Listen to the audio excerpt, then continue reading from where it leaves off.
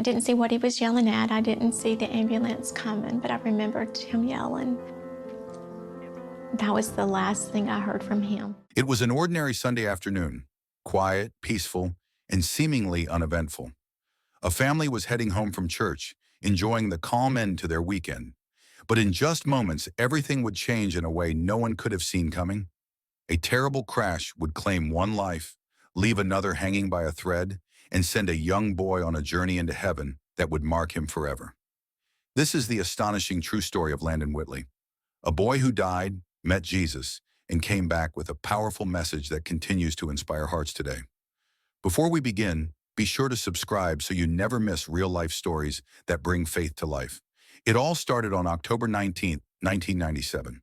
For the Whitley family, it was a Sunday like any other. After church, they were driving home in their red Pontiac Sunfire. 8-year-old Landon sat in the back seat while his parents, Julie and Andy, rode in front. They were just minutes from home when, in a flash, everything shattered. An ambulance rushing through an intersection struck their car at full speed. The impact was devastating. Andy Whitley, Landon's father, was killed instantly. Julie suffered critical injuries, and Landon, buried deep in the wreckage, was in the worst condition of all. Emergency crews couldn't even find him at first. When they finally did, he wasn't breathing. He was rushed by helicopter to the hospital. His heart stopped not once, but twice, first at the scene and again in the air. By every medical standard, Landon should not have survived. But God had other plans. While his broken body lay lifeless, Landon says his soul was somewhere else entirely, in heaven. I remember being in heaven, Landon later recalled. I saw streets of gold, angels, and people I'd never met before. Among them was his father, who had just died minutes earlier. But that wasn't all. Landon told his mother he also saw 2 other children in heaven, siblings he never knew existed. Julie was stunned. Before Landon was born, she had experienced 2 miscarriages, but they'd never told him about it. He looked at me and said, "Mom, I saw your other 2 kids in heaven." It was a moment that left her speechless. Scripture says in 1 Corinthians 2:9, "Eye has not seen, nor ear heard, nor have entered into the heart of man the things which God has prepared for those who love him." Landon had caught a glimpse of that mystery, one that few ever see and return to tell. Each time Landon's heart stopped, he said he saw more of heaven. But it was during the 3rd time that something extraordinary happened. He saw Jesus. "Jesus came to me," Landon said. "He told me I had to go back to earth, that I had to be a good Christian and tell others about him." This was more than a vision. It was a calling. He didn't just survive. He was sent back with a mission. Landon now knew, without a shadow of doubt, that Jesus is real, heaven is real, and that he had a divine purpose on earth. In John 14:2-3, Jesus said, "In my Father's house are many mansions. I go to prepare a place for you." Landon's story affirms that promise in a way only first-hand experience can. While Landon lay in a coma for 2 weeks, Julie held on to hope. Doctors warned that if he lived, he might never walk, talk, or feed himself again. The brain damage could be severe. But Julie never stopped praying. "I told God I would take care of him no matter what," she said. "He was my son, and I wasn't giving up." Through her grief and confusion, especially after losing her husband, Julie wrestled with God.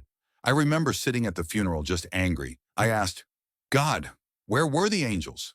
But she kept praying. 2 weeks later, Landon opened his eyes. Not only had he survived, but he also had no brain damage at all.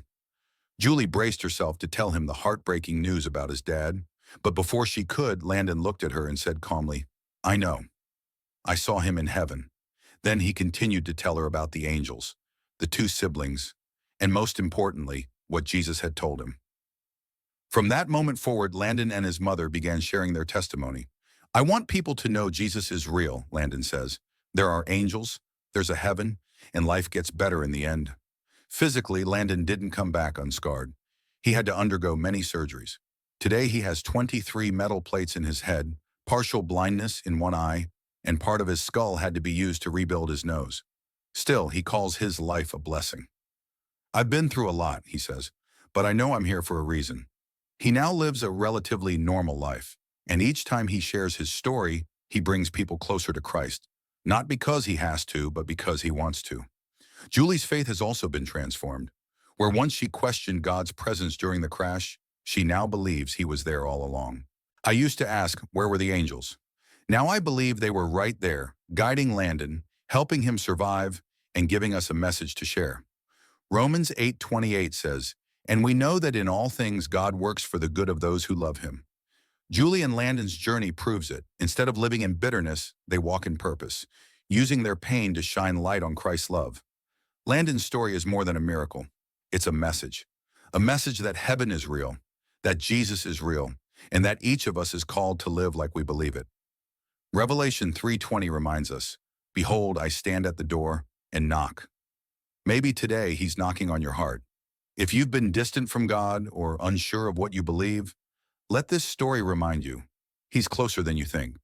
Despite unimaginable loss, the Whitley family lives with faith and purpose. Landon's life is a miracle, but more importantly, it's a mission. Thank you for watching. If this story touched your heart, don't forget to like this video, subscribe to our channel, and share it with someone who needs hope today. We'll see you in the next video.